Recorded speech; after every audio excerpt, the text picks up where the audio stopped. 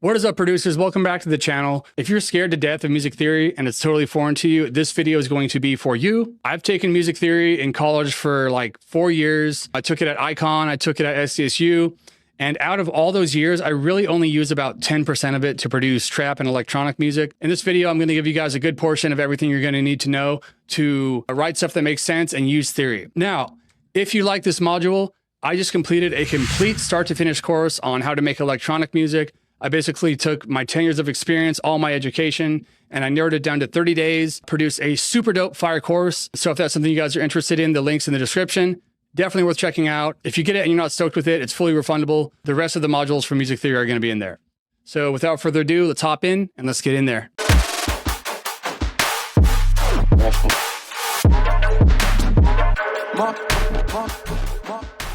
So we're going to be looking at, for these examples, of a basic keyboard. So I have a keyboard in front of me. This is going to be the same on any keyboard, MIDI keyboard. Music theory obviously applies to all sorts of instruments. It applies to guitars, it applies to violins. But in regards to music theory, unless your instrument, like unless you play a bass guitar or unless you play some sort of external instrument, we're all going to be relating this to a piano keyboard because this is the easiest way to understand theory. This is the way theory is taught.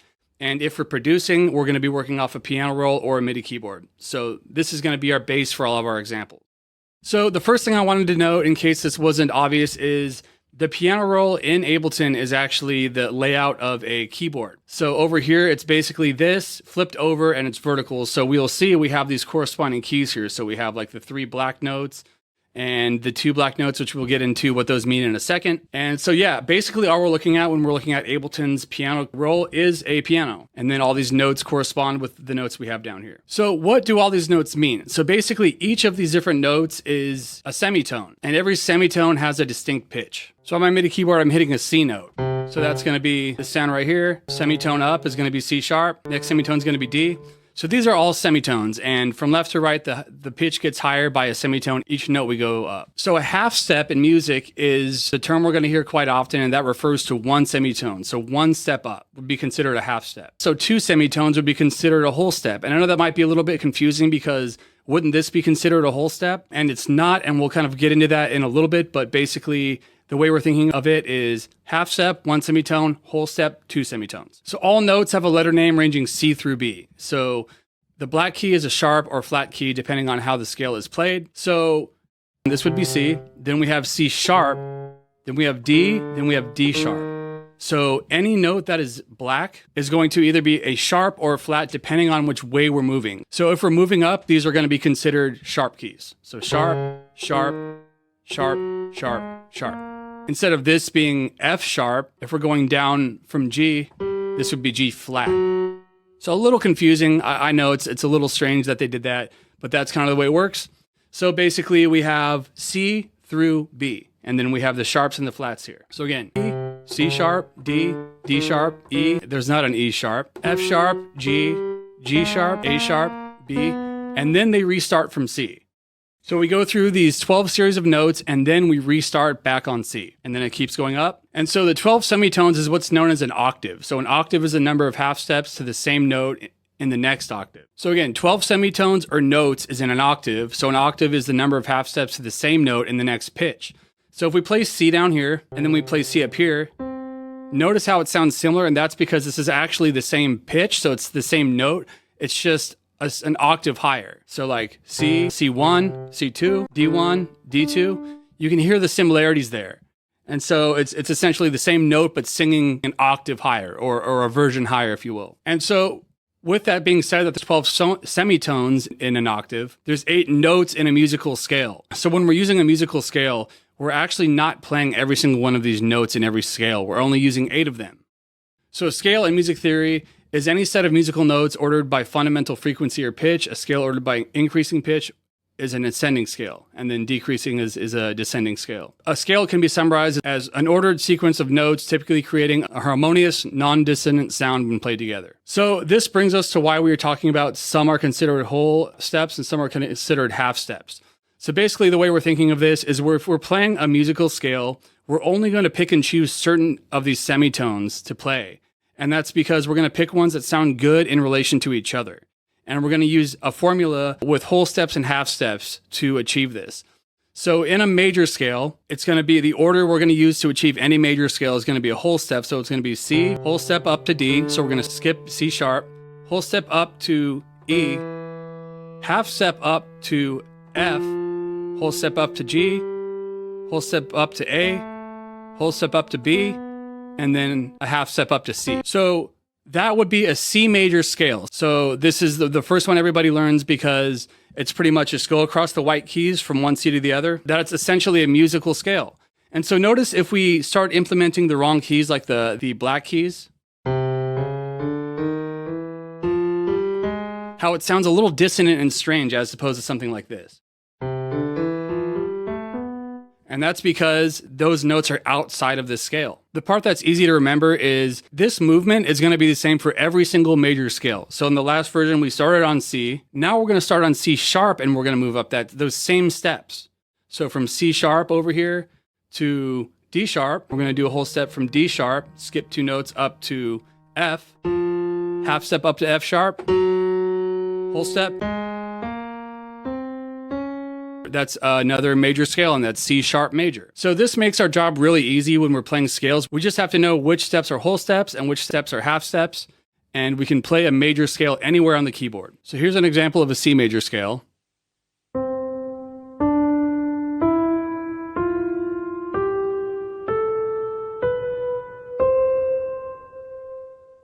And then a descending.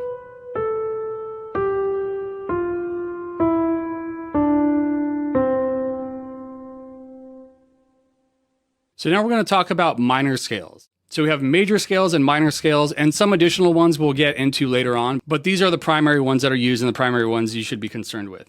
So like the major scale back here, the minor scale is a certain number of whole and half steps, except it's going to differ a little bit from the major scale. So instead of over here, we have whole, whole, half, whole, whole, whole, half. And that's kind of the easier way to remember it is by saying it, whole, whole, half, whole, whole, whole, half. We have whole, half, whole, half, whole, whole.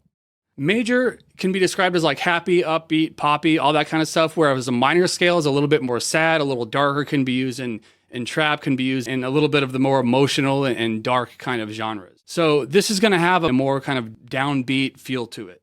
And so this is going to be whole, half, whole, half, whole.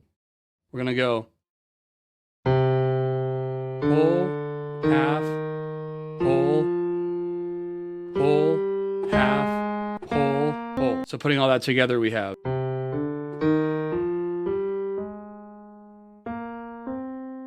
So again, the feel of this one's going to be a little bit more down-tempo, a little bit sad, a little bit more emotional. And again, just like the major scale, anywhere we put these series of steps, whole, half, whole, half, whole, that's going to be a minor scale. So depending on the note we start on, that's going to dictate what key it's in. So this is the minor scale again.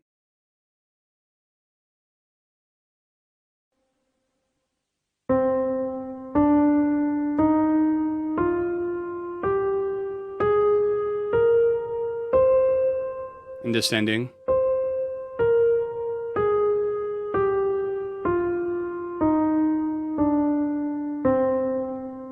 So notice this time around, we actually are utilizing the black keys. And that's because in this particular scale, our intervals fall on black keys. So on like the first one over here, and then we use this example just because it's the easiest to play and remember is C major. And that just all happens to fall on the white notes. Now on this one, it happens to fall on some black notes, and we have 2 black notes in the C minor scale. Whatever notes land on one of these intervals is in our key. So again, anywhere we start, whole, half, whole, half, or whatever major or minor scale we're using, any of the notes it lands on, that's in our key. And the accidentals in a scale is known as the key signature.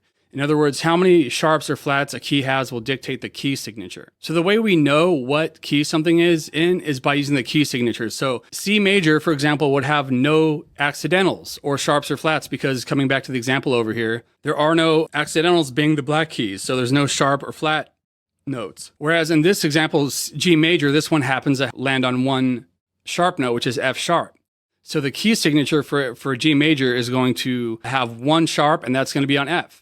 And we don't really have to worry too much about this because we're not really going to be reading scores or anything in any of this. If you're going to go into more musical or instrumental stuff, it might be good to learn, but it just doesn't really apply too much reading it in this format for producing in Ableton. So if you're a little confused right now, or maybe you're kind of getting it, but you're kind of not, I'm totally there with you. This took a long time for me to kind of process and fully understand what was going on. And this is the way that it was explained to me that made the most sense. So hopefully this is a helpful comparison for you guys as well. So here we are, and we're at the beach, all right? We're trying to cross this canal or this water pass right here. And we need to step on these stones to get across to the other side. So there are 12 steps we have to cross the river, or semitones. So every rock we have is a semitone, or every rock is a note on the keyboard. There are 12 semitones in an octave, while there are 8 scale degrees in an octave, counting our root note twice. So the scale degrees are the stable rocks. So these are the rocks that we know are not going to sink if we step on them. So these are the ones that are within our scale, and we know they're firm, we know we can step on them. And the semitones that are there, but they're not in red, are the dissonant sounds. So these are sounds that are not within our scale. So if we step on them to get to the other side, these are going to sink. We're not sure about them. They might not be stable. Again, we can't use the ones that do not fall within our 8 scale degrees to get to the other side. And again, these scale degrees are determined by what we just talked about, the whole half, whole half, or the whole half, whole half, whole. So major and minor. So the most stable rocks are the 1, the 3, the 5, and the 7 scale degrees. Now that we know that there's 8 notes, now we're going to talk about the purpose of each of those notes.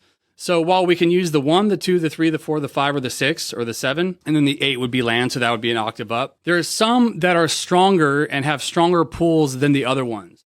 So what I mean by that is 1 would be our root note. So let's say theoretically we're in C major right now. This is going to be our C. So our root note has the strongest indication towards what key we're in, obviously. So if we hear this, and we hear that often in a chord progression or in a bass line or in a melody, we can be pretty sure, okay, C is pretty dominant and pretty prevalent in this series of notes. So we can fairly assume this is probably written in C. The 1, the 3, the 5, and then the 7, these are going to be the most dominant notes in this scale. And there are some exceptions to this. Sometimes we'll temporarily step on a rock, or like if you've ever kind of quickly stepped on something because you weren't sure if it was stable. That's kind of what we're getting at here. So that applies to the notes we're talking about in regards to the ones that are weaker notes. So the ones we didn't talk about, so we had the 1, the 3, the 5, and the 7. We still have the 2, the 4, and the 6. And the 4 is a little bit stronger than the 2 and the 6, but what this means is that when we're writing anything musical, this is really like the foundation of music theory here. We're going to base everything off the rocks we know are the strongest. So for example, this would be 1, 2, 3, 4, 5. And notice how that 2, it sounds like it wants to go somewhere. So it sounds like it's pulling up to the 3. Or it sounds like it's pulling up to the 5. And notice how that 5 has a lot of resolution in it. Same thing with the 7.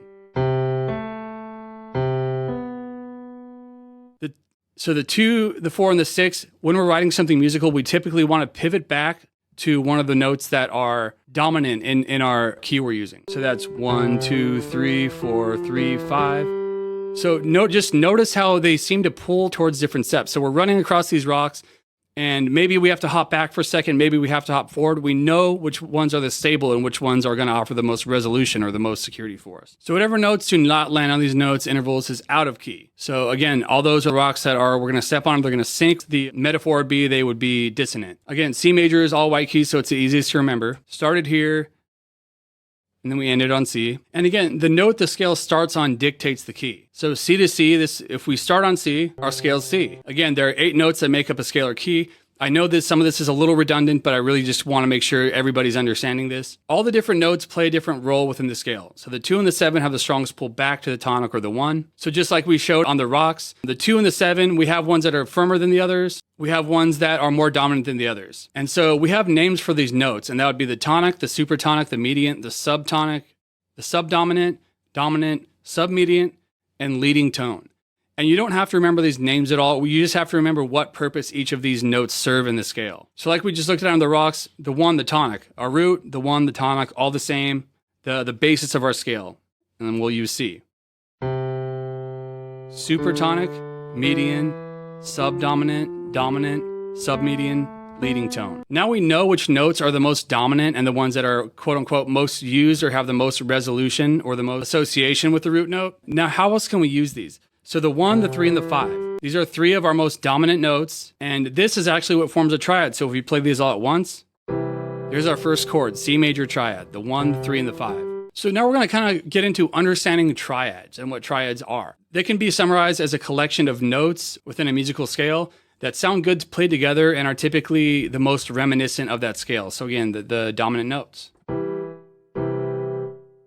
The primary or most dominant notes in a scale are 1, 3, and 5. The 1 is the root note, the 3 dictates if the chord is major or minor, the 5 is the most powerful interval. So 1, 5, that is your most powerful interval in music, except for the octave. So we have the 1 and the 5, and then the 1 and the octave. They're powerful in the sense that it sounds the most resolving and harmonious. Now the 3 has a special job in music theory, and that's dictating if the chord or the key is major or minor. So like we talked about, 1, 3, 5, these would fall within the notes or the steps in a major scale. However, if we move the 3 down by half a step, now that's reminiscent of the steps we talked about in our minor scale. So major, minor, major, minor, and all we're doing is moving that 3 down 1 semitone. And again, just to reiterate, when we were referring to these numbers, we were counting the numbers of the steps within the scale. So the 1, 2, 3, 4, 5, 6. This confused me for a long time because we're like, what are we talking about? The 3 isn't even 3 semitones above the 1. Like this confused me to high heavens. So we're counting the scale degrees in the scale. So when we're saying the 2, that would be, if we're working in a major scale, that would be 1 whole step up. If we're talking about the 3 and we're in a major scale, that would be 1 whole step up or 2 semitones. So again, these are the scale degrees, 8 of them, 1 through 7, whichever one falls on those number of steps we're taking, and the steps or semitones. So these are quite different. These are going up what's known as chromatically, so a half step at a time. So a major triad's number of steps to the 3rd and the 5th scale degree are 4 steps or semitones from the 1st to the 3rd, 3 steps or semitones from the 3rd to the 5th. I know, a little bit confusing, but again, the reason why we're throwing in this extra piece of information is because if we can count these numbers of semitones up, so we know if we're working in a major triad, the 3 would be 2 whole steps up from the 1. So that would be what? 4 semitones, because there is 2 semitones in a whole step. Whole step, whole step. And then again, the 5 would be 3 semitones up from the 3, because if we're talking about a major triad here, it's going to be a half step and a whole step. So the half step would be 4, whole step would be 5. So the reason why we want to know these numbers of semitones is because if we can remember that in a major triad, there are 4 semitones from the 1st to the 3rd, and then there are 3 semitones from the 3rd to the 5th, we can now make a dominant triad in any key anywhere on the keyboard. All we have to do is count up those steps. So I'm going to slide over Ableton for a second. And so say we play by the rules we just went over, where we have a C major triad. So what? That's 4 semitones. So we're going to start at C, and then we're going to go over 1, 2, 3, 4 semitones. And then the next one is going to be up 3. 1, 2, 3. So this is exactly what we just looked at here. 1, 3, 5. C major triad, so if we play it like that, it's just 3 notes in a row. If we play them on top of each other, that's your most basic chord, basic triad. Now, since we know the number of these steps, we can take this anywhere, and anywhere we put it, it's going to be a major triad just in whatever key we started on. So C sharp major, D major, D sharp major, and all the way up. Whereas, like we just talked about, the note that dictates the key for a triad is the 3. So if we move this down, now we're on a C minor triad. And again, if we take these and put them anywhere, as long as the distance of these notes are the same, it's going to be a minor triad in whatever key we're starting on. So again, here, minor triad is the opposite number of steps. So on a major triad, it's 1, 2, 3, 4 to the 3, and then 1, 2, 3 to the 5. On a minor triad, it's 1, 2, 3, and then to the 3rd, and then 1, 2, 3, 4 to the 5th. So notice that the 5th is always the same in major and minor triads. It's the same number of half steps from the 1st to the 5th. Unless we're working with something that's called a diminished triad. Diminished triad is if the number of the steps to the 3rd and the 5th scale degree are 3 steps to 3 steps. So diminished notes have a particular sound to them. And we'll kind of go into those later, but it's something I just wanted to touch on. And again, all triads are the same number of steps anywhere you put them. So to conclude this section, if you know what notes are in a key and stick to playing only those notes, it's nearly impossible to create anything dissonant or wrong sounding. Dissonant basically means sounding not good. Ableton will tell you which notes these are. So this is something that's pretty cool, especially in Ableton 12, is if we come in here and look, we have this up here, which is key and scale detection. So if we come over here and we put this in our favorite key, C major, now all these purple notes, it's going to tell us which notes we can use. So as long as we're using these notes, it's almost impossible to create something that's going to sound like dissonant.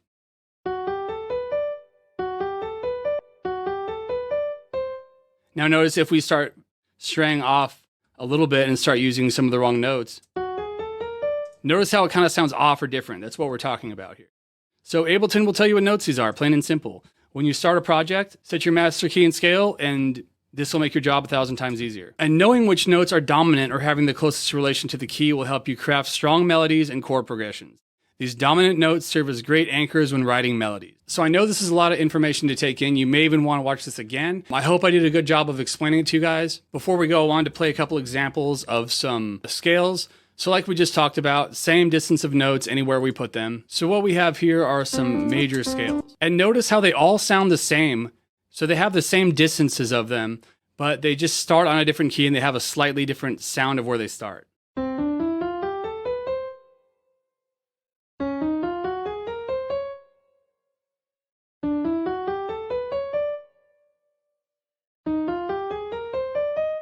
So all we're doing every time here is we're shifting all these up, all of them at a time, one semitone. Same thing with the minor scale.